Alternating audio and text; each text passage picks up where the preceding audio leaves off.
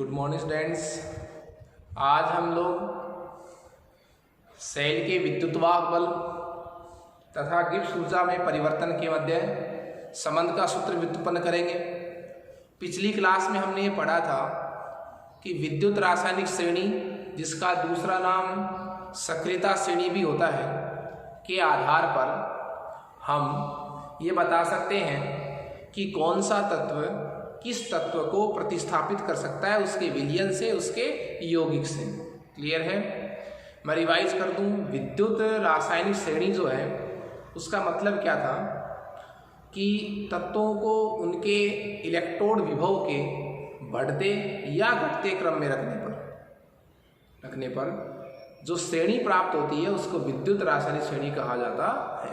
हमने लिखा भी था, तरीका मैंने आपको बताया था कि जो मैंने आपको जिस क्रम में नोट्स में लिखवाई है उसमें सबसे ऊपर वाला तत्व जो है वो सबसे अधिक सक्रिय है। सक्रियता का घटता क्रम मैं लिखवा रहा हूँ। जब भी किसी यौगिक को किसी अन्य तत्व के पात्र में रखा जाए तो आपको ये ध्यान होना चाहिए कि अधिक सक्रिय तत्व का पात्र नहीं बनना चाहिए।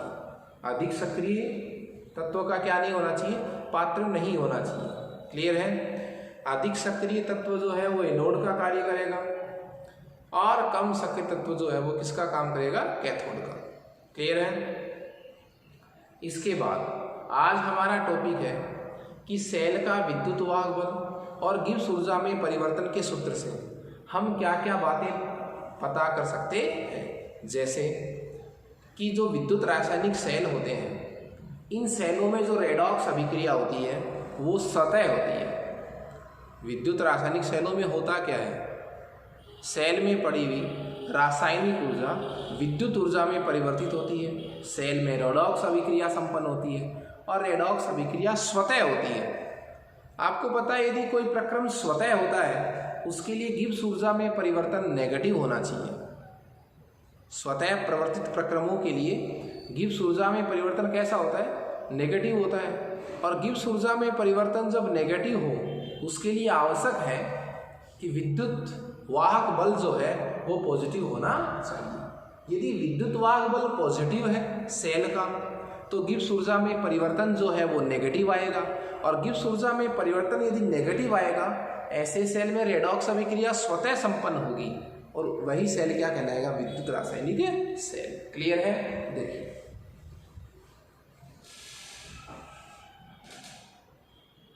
मैं ये कहूँ कि सूत्र लिखा जाए इसमें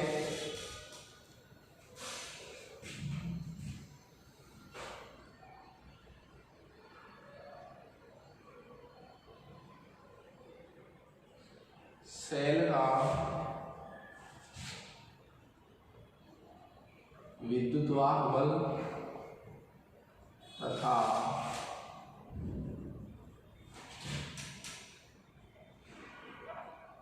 गिब्स ऊर्जा में परिवर्तन। सेल का विद्युतवाहक बल तथा गिब्स ऊर्जा में परिवर्तन। देखिए, गिब्स ऊर्जा में परिवर्तन को हम डेल जी से डिनोट करते हैं। सेल के विद्युतवाहक बल को ई से डिनोट करते हैं। जो विद्युत रासायनिक सेल होते हैं उनमें रासायनिक ऊर्जा विद्युत ऊर्जा में चेंज होती है, रेडॉक्स अभिक्रिया संपन्न होती है। और आपको पता है कोई भी सेल ऊर्जा का स्रोत जो है वो रेडॉक्स अभिक्रिया की वजह से होता है। देखिए संबंध क्या है दोनों में? डेल जी बराबर माइनस एन एफ ई।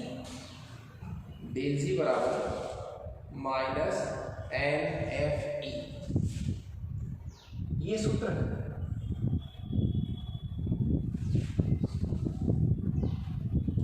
यहां एन क्या है? अभिक्रिया में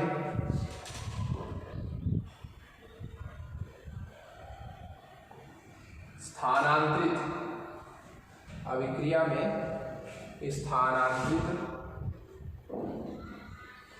इलेक्ट्रॉन की संख्या, अभिक्रिया में स्थानांतरित इलेक्ट्रॉन की संख्या F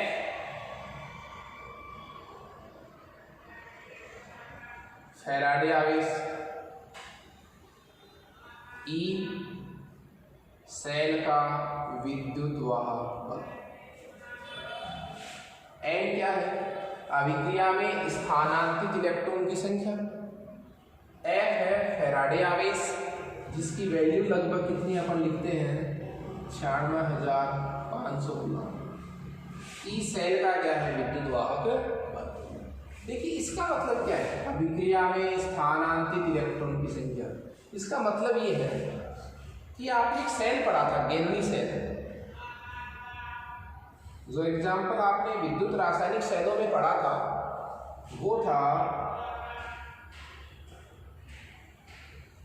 गेनली सेल का। गेनली सेल का जो एग्जाम्पल पढ़ा था उसमें आपने पढ़ा था कि जिंक वाली छड़ 2 इलेक्ट्रॉन त्यागती है और कॉपर आयन उन 2 इलेक्ट्रॉन को एक्सेप्ट कर लेते हैं। इसका मतलब विद्युत रासायनिक सेलों में जो रेडॉक्स अभिक्रिया हो रही है, रेडॉक्स का मतलब जिंक का ऑक्सीकरण हो रहा है, इसका क्या हो रहा है ऑक्सीजन। रेडॉक्स अभिक्रिया में कितने इलेक्ट्रॉन का ट्रांसफर हो रहा है, 2 इलेक्ट्रॉन का ट्रांसफर हो रहा है। इसका मतलब ऑक्सीजन ऑक्सीजन अभिक्रिया में इलेक्ट्रॉन कितने ट्रांसफर हो रहे हैं 2। तो एन की वैल्यू जो है वो कितनी आ जाएगी, तो ये मतलब था इसका। अब इस सूत्र से हमें क्या क्या निष्कर्ष निकाल सकते हैं।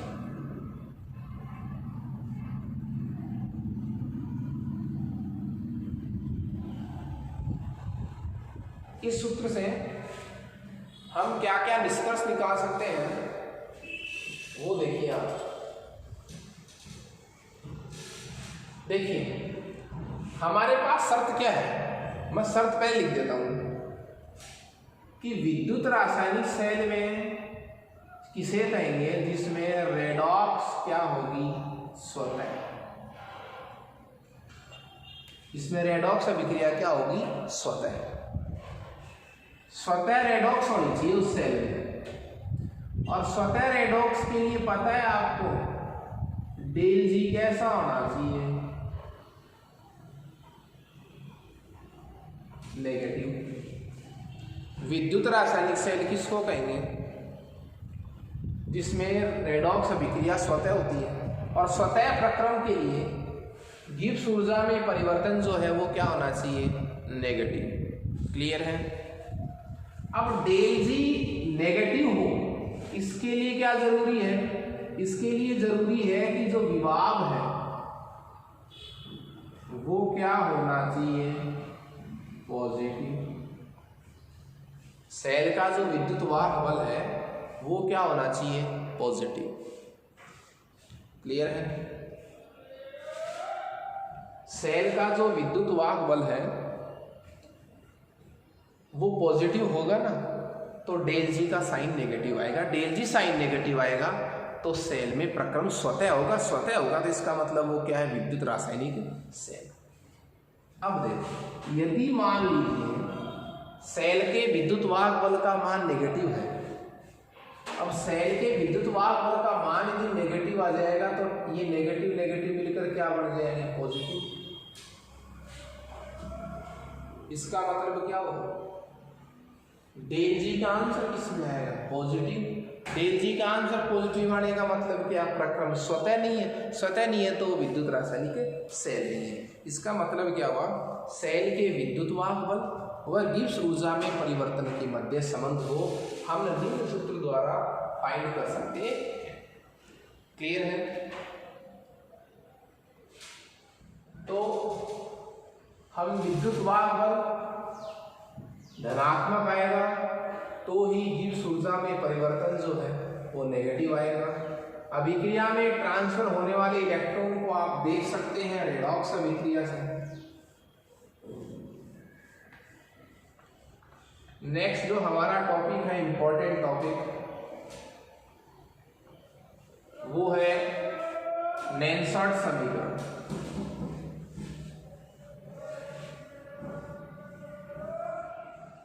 जो हमारा इंपॉर्टेंट टॉपिक है वो है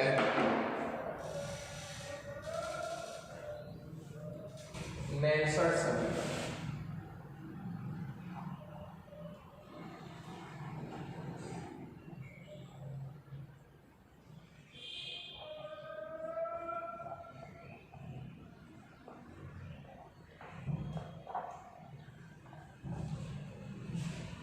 नेल्सन समीकरण।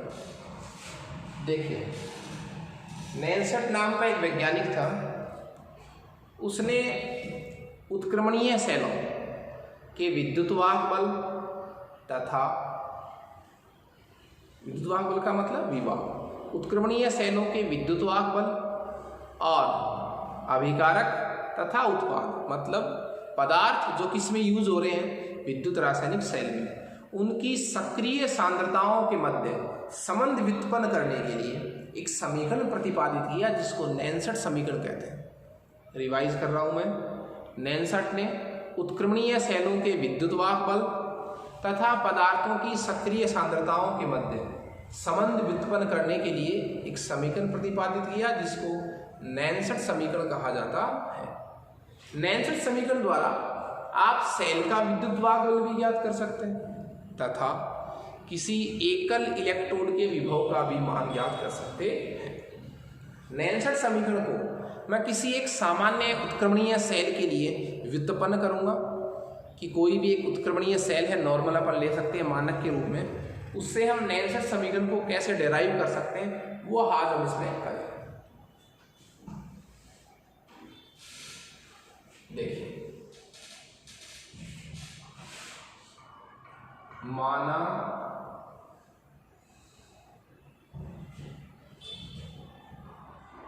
एक उत्क्रमणीय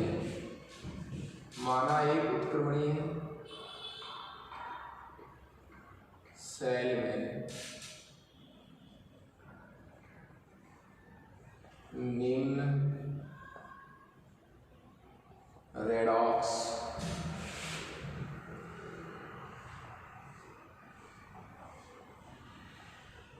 अभिक्रिया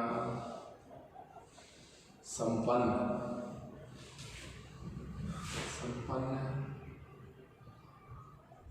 होती है। और वो रेडॉक्स अभिक्रिया क्या है?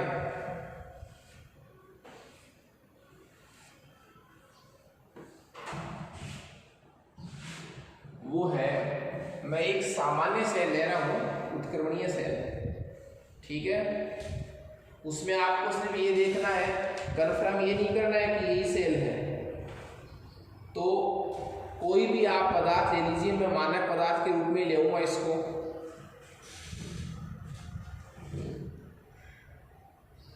A प्लस बी, ये उत्क्रमणीयता का प्रतीक हो गया। C प्लस डी, ये उत्क्रमणीय सेल है जिसमें निम्न रेडॉक्स अभिक्रिया संपन्न हो रही है। किसका ऑक्सीकरण हो रहा है, किसका अपचयन हो रहा है, उसमें अपन नहीं जाएंगे एक बार, ठीक है।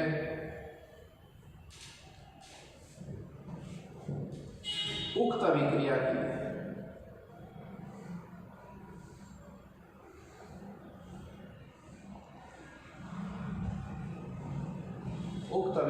के लिए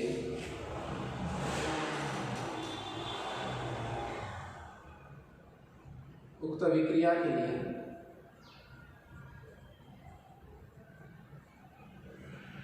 साम्यावस्था पर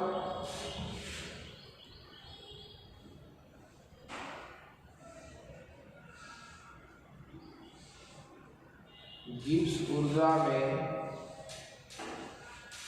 परिवर्तन को, उक्त अभिक्रिया में साम्यावस्था पर गिब्स ऊर्जा में परिवर्तन को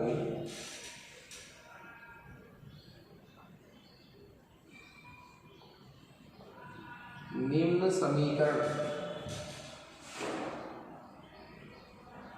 द्वारा व्यक्त किया जा सकता है। कौन सी समीकरण द्वारा व्यक्त कर सकते हैं? किसको? साम्यावस्था पर होने वाले गिब्स ऊर्जा में परिवर्तन को।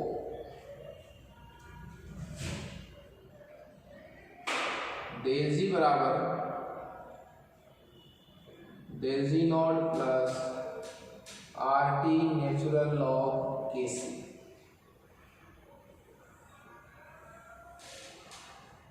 समीकरण नंबर 2।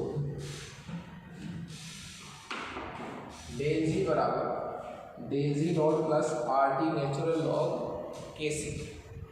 ये एक समीकरण था जिसमें हम, ये समीकरण किसके लिए है कि साम्यावस्था पर गिब्स ऊर्जा में परिवर्तन को निम्न सूत्र द्वारा हम व्यक्त कर सकते हैं। यहाँ के सी साम्यावस्था स्थिरांक है। इस अभिक्रिया के लिए साम्यावस्था स्थिरांक को हम कैसे यूज करेंगे? सो के सी बराबर उत्पादों की सांद्रता को ऊपर लिखेंगे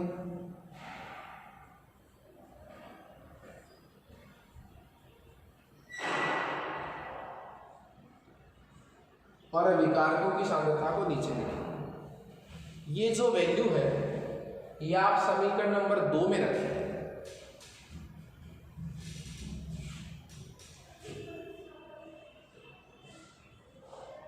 डेल जी बराबर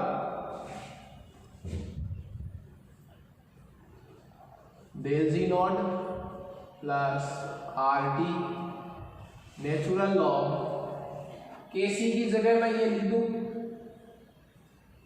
तो C की सांद्रता, D की सांद्रता, A की सांद्रता, समीकरण नंबर 3। यहां तक कोई दिक्कत नहीं है। समीकरण नंबर 3, चूंकि डेल जी बराबर क्या होता है? Minus N F. यह भी हमने पढ़ा था। सेल के विद्युतवाह बल और गिब्स ऊर्जा में परिवर्तन को निम्न संबंध द्वारा हम व्यक्त कर सकते हैं। तो आपको करना कुछ नहीं है, मान इसमें रखना है।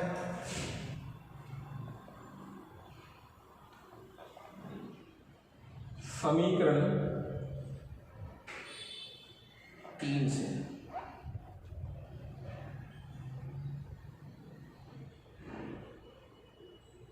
माइनस एन एफ ई बराबर माइनस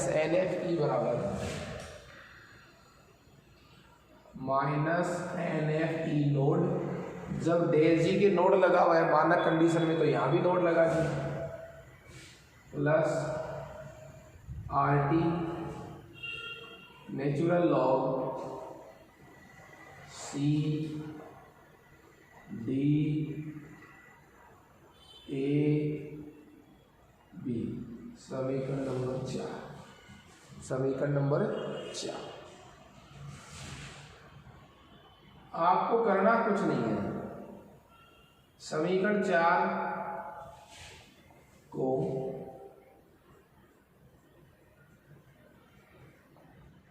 माइनस से तो क्या कर दीजिए, गुणा। समीकरण 4 को किससे गुणा कर दीजिए? माइनस से गुणा कर दीजिए तथा NF का क्या लगा दीजिए? भाग। समीकरण 4 को माइनस से गुणा कर दीजिए और NF का क्या लगा दीजिए? भाग। तो क्या होगा? देखो माइनस से गुणा करते ही देखो ये प्लस हो जाएगा, ये प्लस हो जाएगा, ये माइनस हो जाएगा। NF का भाग लगा दो तो NF का भाग लगाते ही ये कट जाएगा, ये भी कट जाएगा, इसके नीचे जुड़ जाएगा।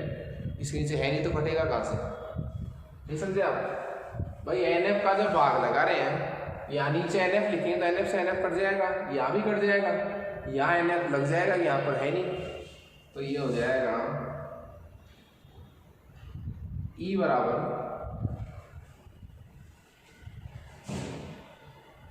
E node minus RT natural log RT upon NF natural log C की सांद्रता B की सांद्रता अपॉन A की सांद्रता B की सांद्रता।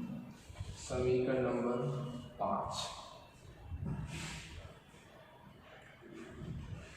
E बराबर E node minus RT upon NF natural log CT upon AB। अब देखिए समीकरण नंबर जो आपके पास 5 है, इसमें कौन क्या क्या है वो भी आप इसमें चेंज कर सकते हैं। पहली बात तो ये है कि आप इस नेचुरल लॉग को लॉग 10 में चेंज कीजिए, तो गुणा करना पड़ेगा 2.303 से। नेचुरल लॉग की जगह आप क्या लिख सकते हैं, 2.303 log 10 लिख सकते हैं। तो समीकरण नंबर 5 क्या हो जाएगा, 6 क्या हो जाएगा, E बराबर E note minus 2.303 RT upon NF log CD upon AB। समीकरण नंबर 6। समीकरण 6 तक कहीं कोई दिक्कत नहीं आप लोगों को। शुरू में आपको इसकी थोड़ी लैंग्वेज याद रखनी है, उसके बाद तो थोड़ी गणितीय प्रोसेस है।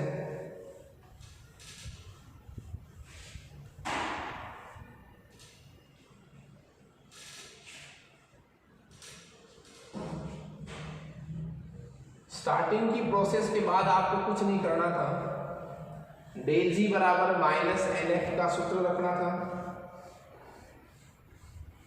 माइनस से गुणा करना था, NF का भाग लगाना था, तो आपके पास समीकरण आ गई समीकरण नंबर 6, जिसको मैं लिखूंगा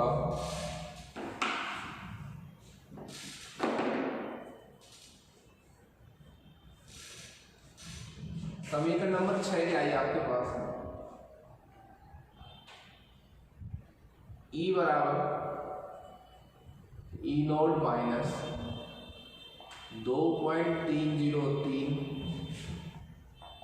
RT upon NF log CD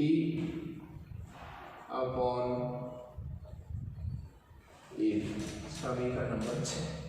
ये समीकरण जो मैंने इधर लिखी थी उसी को मैंने वापस से लिखा है थोड़ा सा फ्लो बनाने के लिए। देखिए इसमें कुछ वैल्यू है जो फिक्स है, उनको मैं लिख देता हूँ। फिक्स वैल्यू कौन सी है, चूंकि R क्या है,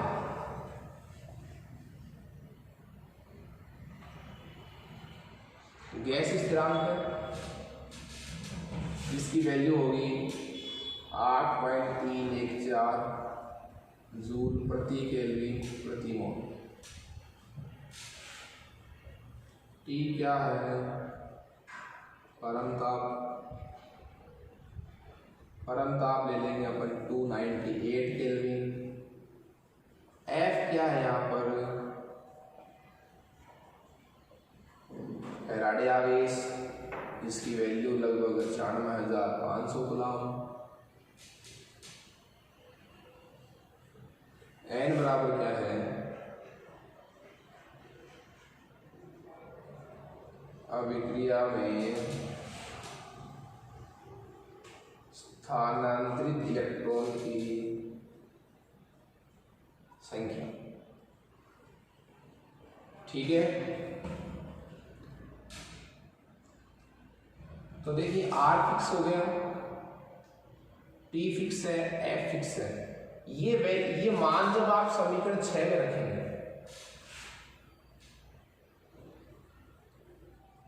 उपरोक्त मान समीकरण नंबर कितना 6 में रखें, उपरोक्त मान समीकरण 6 में रखें। तो उपरोक्त मान समीकरण 6 में रखने पर ये मान जब आप इस समीकरण नंबर 6 में रखेंगे तो आपके पास एक सूत्र आएगा सर। सूत्र क्या आएगा? E बराबर ई नोड, E बराबर ई नोड। देखिए E बराबर जब ई नोड आएगा तो माइनस ये सब राशि जब आप गुणा कर लेंगे, सब राशि जब आप क्या कर लेंगे, गुणा कर लेंगे, तो E बराबर ई नोड माइनस ये तीनों राशि को गुणा करेंगे तो 0.0591 अपॉन n की वैल्यू तो फिक्स थी नहीं, इसलिए वो तो लिखना ही पड़ेगा हमें। लॉग C की सांद्रता, D की सांद्रता, A की सांद्रता, B की सांद्रता, समीकरण नंबर 7। और ये आंसर किसमें है? वोल्ट में क्यों आया है? क्योंकि वोल्ट मात्रक है किसका? जूल बटा कूलाम का। इसमें जो बचेगा वो बचेगा क्या? आपको पता है जूल बटा कूलाम क्या होता है? वोल्ट होता है। तो जो फाइनल फॉर्मूला हमारे पास आ रहा है वो आ रहा है E बराबर ई नॉट माइनस 0.0591 बटा n log CD upon AB। और समीकरण जो 7 है वो आपके लिए नेंसर समीकरण है। आप इसकी सहायता से किसी भी सेल की नेंसर समीकरण लिख सकते हैं। ठीक है, देखिए यदि समीकरण 7 में यदि A बराबर B बराबर किसकी सांद्रता C बराबर किसकी सांद्रता D कितनी हो? एक, मतलब मैं अभिकारक और उत्पादक सबकी सांद्रता को यदि क्या मान लो, बोलिए इकाई मान लो, सबकी सांद्रता को क्या मान लूं? इकाई मान लूं, तो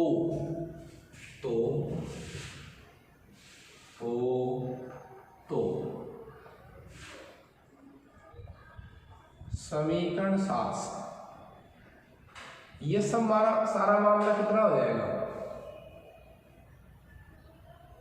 log 0 और वैल्यू कितनी हो जाएगी इनकी? 1। भाई इन सब की वैल्यू 1 बटा 1 और log 1 की वैल्यू कितनी हो जाएगी? 0। जब ये वैल्यू 0 हो गई इतनी तो इससे गुणा होकर के पूरा 0 हो गया, तो बच क्या गया? E बराबर ई नोड। ये सेल का विद्युत वाहक बल है, ये सेल का मानक विद्युत वाहक बल है। समीकरण नंबर कितना प्राप्त हो गया आपको? 8। आप समीकरण 8 से सेल के मानक विद्युत वाहक बल की परिभाषा भी दे सकते हैं। कैसे? कि यदि अभिकारक तथा उत्पादों की सांद्रता इकाई हो, अभिकारक तथा उत्पादों की सांद्रता इकाई होने पर उस सेल का विद्युत वाहक बल ही उस सेल का मानक विद्युत वाहक बल कहलाता है। क्लियर है? अभिकारक तथा उत्पादों की सांद्रता इकाई होने पर सेल का विद्युत वाहक बल ही उस सेल का मानक विद्युत वाहक बल कहलाता है। क्लियर है? तो ये नेंसर समीकरण था। नेंसर समीकरण की सहायता से हम सेल का विद्युत वाहक बल फाइंड कर सकते हैं। एक अकेली छड़ के इलेक्ट्रोड विभव की भी गणना कर सकते हैं। इस नेंसर समीकरण को हम गैलोनी सेल पर भी लागू कर सकते हैं।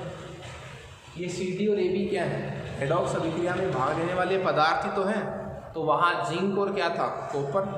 तो ये हम न्यूमेरिकल में पढ़ेंगे कि स्नेलशॉट समीकरण को हम गैलोनी सेल के लिए कैसे लिख सकते हैं। ओके, तो आज इस क्लास में इतना ही। कल नेक्स्ट क्लास में हम लोग प्राथमिक और द्वितीयक सेलों के बारे में पढ़ेंगे। Okay, thank you students.